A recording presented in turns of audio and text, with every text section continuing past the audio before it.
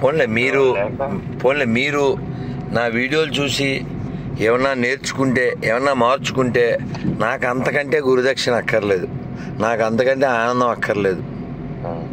మీరు మీ తల్లిదండ్రులు నేర్పన్నవి కూడా నేను చెప్పిన వీడియోల్లో ఉన్నాయి అన్నారు.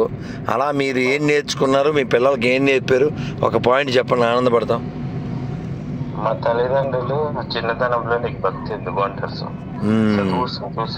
అబ్బా దురదృష్టం, అది కేవలం మీ తల్లిదండ్రులే కాదు, 100కి 99 మంది అదే అలాగే నాశనం చేశారు. 70 తర్వాత అంటే స్వామి ఏంటి 70 తర్వాత ఏం చేయాలి?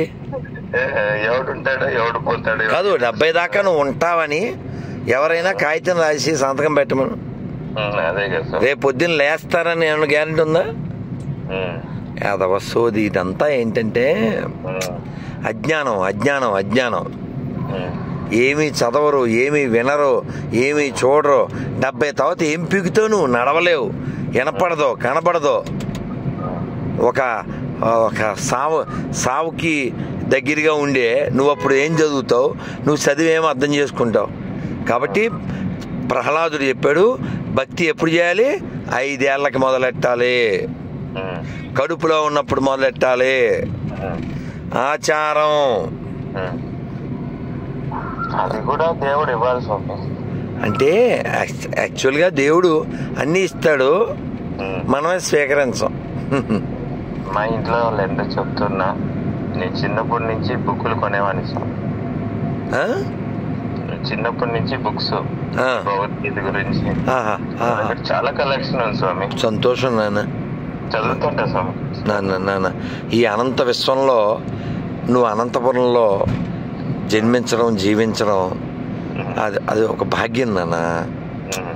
మనం పొంగిపోవాలి. మనకి భగవంతుడు ఇచ్చిన ఈ దేహం, ఈ జన్మ, ఇంత గొప్ప దేశం, ఇవన్నీ చూసి మనం ఆనందిస్తూ భగవంతుడికి నేను ఏం చేస్తే ఆయన ఆనందపడతాడు అని ఆలోచించగలిగితే మనం ఉత్తమ మానవులం, లేకపోతే ఉత్తమ మానవులం.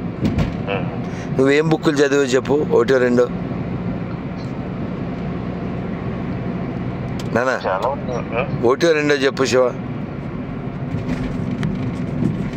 మొత్తం గీతా ప్రెస్ లో ఉండేటి ప్రతి కొనుక్కుంటా స్వామి.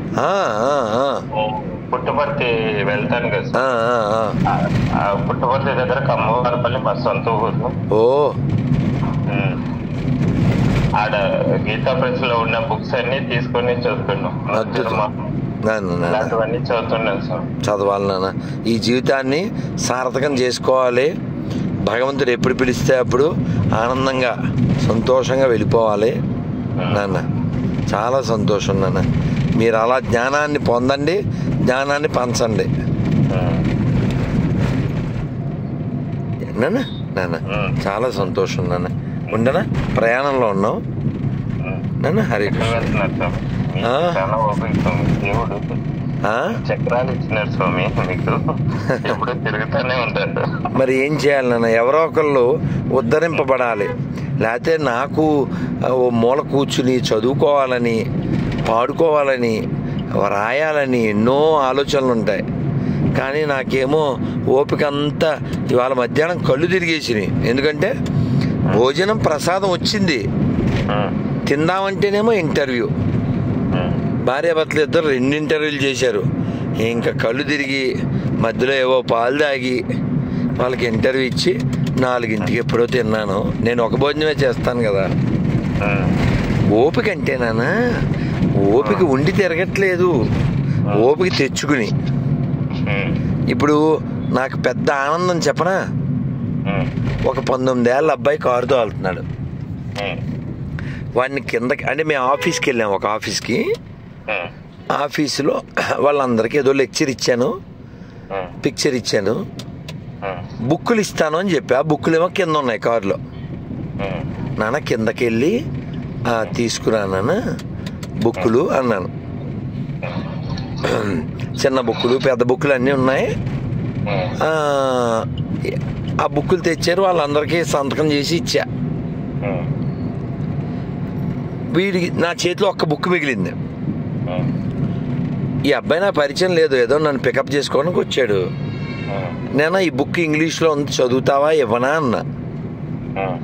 కాదు గురూజీ, వెనకాల రామాయణం ఉంది గురూజీ అన్నాడు.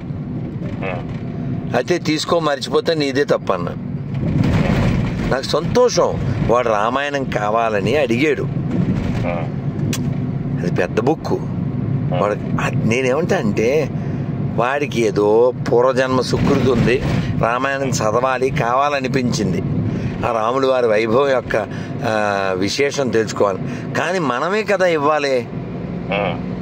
ఇప్పుడు నన్ను ఆఫీసులో ఎవరు బుక్కులు ఉన్నాయా అని అడగలేదు, నేనే గుర్తు తెచ్చుకుని వాళ్ళకి ఇచ్చాను. వీటిని రామాయణం ఉందని అందులో నాకు తెలియదు, అన్నీ పెట్టామంతే, ఏమున్నాయో. వాడు అడిగాడు, నాకు ఎంత సంతోషం కదా నాన్న, కదా. ఇప్పుడు అది ఆ పుస్తకం కాస్ట్ కాదు, వాడు చదవాలనే టేస్ట్ ఉందే, అది నాకు బలం, అది ఆనందం. అలా మనం పిల్లలందరికీ రామాయణాన్ని, భగవద్గీతని, భాగవతాన్ని పంచితే ఈ ప్రపంచంలో ఈ అక్కర్లేనటువంటివి ఏదో జరగకూడవన్నీ జరుగుతున్నాయి, అవన్నీ ఆగిపోతాయి కదా నాన్న.